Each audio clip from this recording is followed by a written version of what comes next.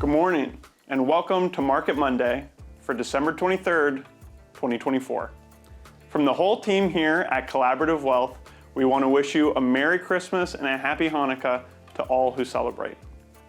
Last Wednesday, the Federal Reserve concluded its final meeting of the year and announced they elected to lower the federal funds rate once again by 0.25%, bringing their target range to 4.25 and 4.5%.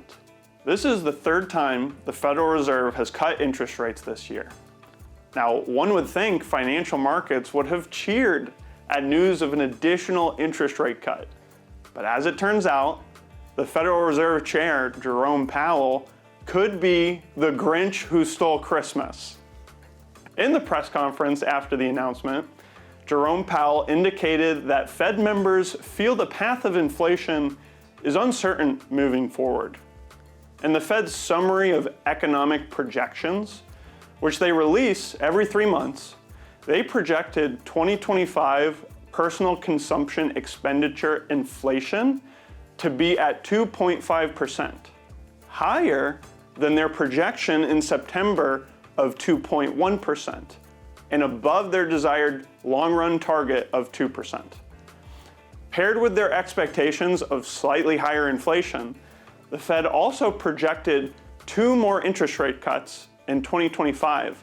That's less than the 4 cuts they projected back in September. Markets did not respond positively, as you can see in this post of where the stock market indices closed on the day. A 2.9% drop in the S&P 500 is the second worst single-day loss of the year. So what does all this mean moving forward? Is the end-of-year Santa rally dead? Well, for one, markets tend to overreact immediately following Federal Reserve announcements. And as you can see here, the Santa rally historically occurs in the second half of December, which we are currently entering.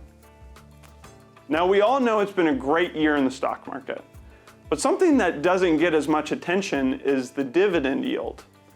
We see the dividend yield of the S&P 500, which is currently at 1.21%, well below the average over the past 12 years of roughly 2%.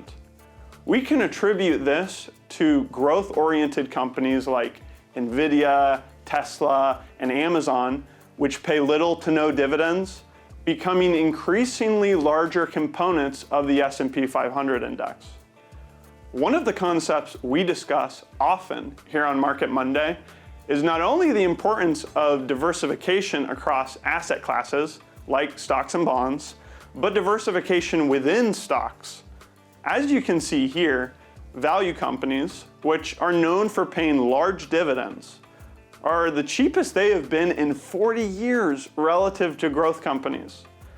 Now, as we design your portfolios across different asset classes and tailor income strategies to each client's individual needs, it is important for us to consider all of these things. Have a great day.